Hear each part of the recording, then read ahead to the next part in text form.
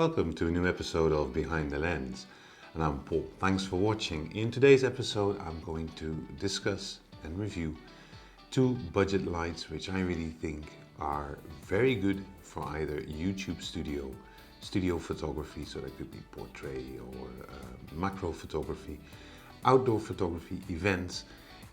Both of them are LCD lights, both of them are under $60 or 60 euros or local currency equivalents, and both of them are just a very good buy to have. Light, portable, easy to use. So let's go to the first light.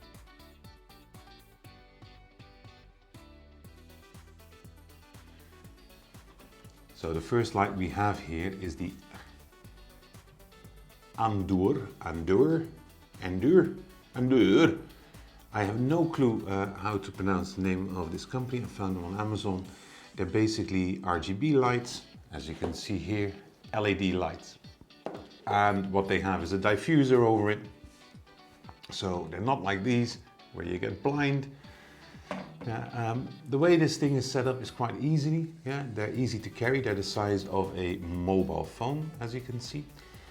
And what they have here first is a charging port to charge the actual battery, because this is also serves as a battery. It's got 4,500 milliamperes, which means is if you're on the road and for instance your phone is nearly dying, you can charge it up. Or like in my case, my Osmo Pocket is empty after an hour of filming, I can charge it up as well.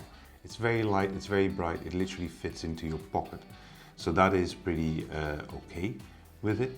This light though comes without a remote or an app. That's also why it's so cheap. If you want, let's say, a remote to control your lights, you're going to have to look at the aperture lights, which are about $150, $160 to $200. Newer has them as well. This, however, is your basic light. So it comes with a little tripod here. It comes with a few modes as well. I'm just going to switch this one on and hope he doesn't die on me. It comes with a few modes. So you have the CCT mode, as you can see here. They have a little display here, and as you can see, this is on 50%, so it's very bright. So now it's at the basic form. Even if I keep it like this, you see it gives off a ton of light.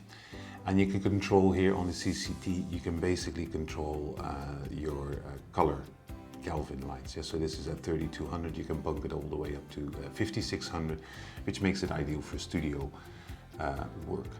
If we then go to the second, let's say, feature, is the HSL mixer. Again, it's very bright. This is the HSL mixer, and this allows you to basically control your blues, greens and reds to mix your own color. Again, this goes manually, this goes here on the top. Yes, it's a bit of work, I'm going to be honest. Of course, it's easier via an app, but I have no problem sometimes doing some analog stuff. Now, if we then go to the next thing here, this is kind of a flash.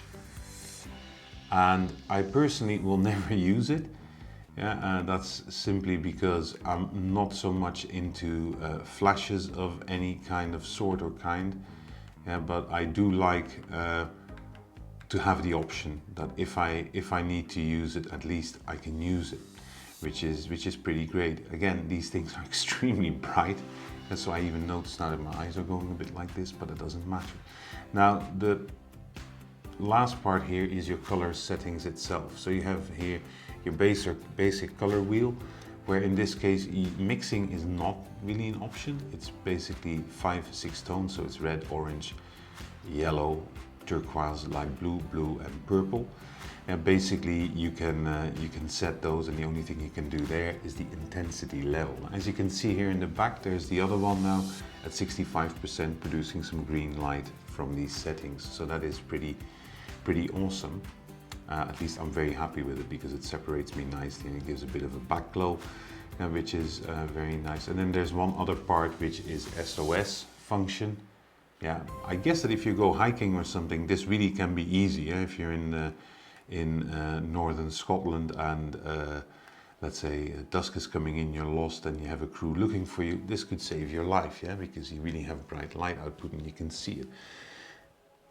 So this light I would definitely recommend. It's light, it is portable, it comes with a power bank included, and it does all the basic functions. And this light will go for 50, 60 euros on Amazon or dollars or your local currency equivalent. So check the link below. Before we go to the second light, I need to rehydrate with not coffee, but tea. Tea, people. Coffee not good. Tea.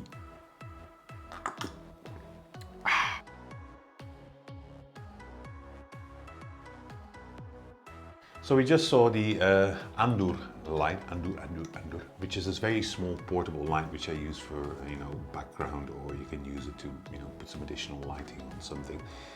But let's say for a key light, or a fill light as it's called, I have something else. This is the Raleno video light S192, and this light is quickly become one of my favorite lights because I also use it to in the past light my YouTube videos with an umbrella on the side. Now that umbrella I've made redundant and I've upgraded a bit, different story. But one of the reasons this light is so great is that it comes with a hot shoe, so you can put it onto your camera.